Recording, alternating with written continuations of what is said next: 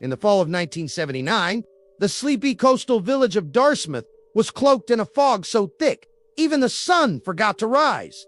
Nestled between jagged cliffs and the unforgiven sea, it was the kind of town where everyone knew each other and where secrets were supposed to stay buried. Eleanor Riggs was 17. A quiet girl with a journal, always tucked under her arm and eyes that seemed to carry the weight of the world. She vanished one evening on her way home from the lighthouse, and no one ever saw her again. The town searched. 4 days, they combed the cliffs, dragged the harbor, even brought in dogs from 2 towns over, but Eleanor had vanished completely.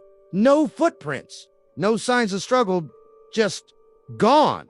The only thing they found was her journal, sitting at the top of the lighthouse stairs, open to a page that simply read, "It watches from the fog." Her parents were never the same. Her mother stopped speaking. Her father went out to sea one morning and never returned. Over time, the village quietly buried Eleanor's memory, whispering about her only when the fog rolled in thick and heavy. 45 years later, a true crime podcast brought her case back into the spotlight. A young host named Rachel Moore arrived in Dartmouth with a mic, a camera, and questions the town didn't want to answer.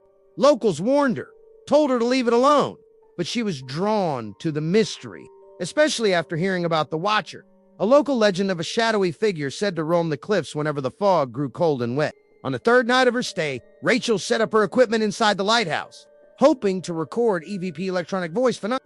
At exactly 3:30 a.m., the lights flickered.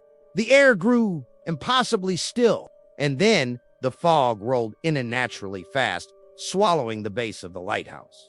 Her microphone picked up a single whispering voice. "I didn't fall. I was taken." The next morning, Rachel was gone. Her car was still parked by the lighthouse. Her laptop was open. The last file saved was labeled Eleanor. Police found footage from her handheld camera. In it, Rachel walks toward the lighthouse stairs. There's a sound like weeping end then. A shadow crosses behind her. The screen goes black. The footage ends with static and the faint echo of a girl humming. Once again, the town went silent. No statements, no press. But late at night, when the fog blankets the cliffs, some say they hear 2 sets of footsteps echoing from the lighthouse.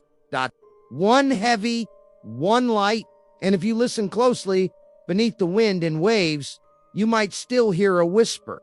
It watches from the fog,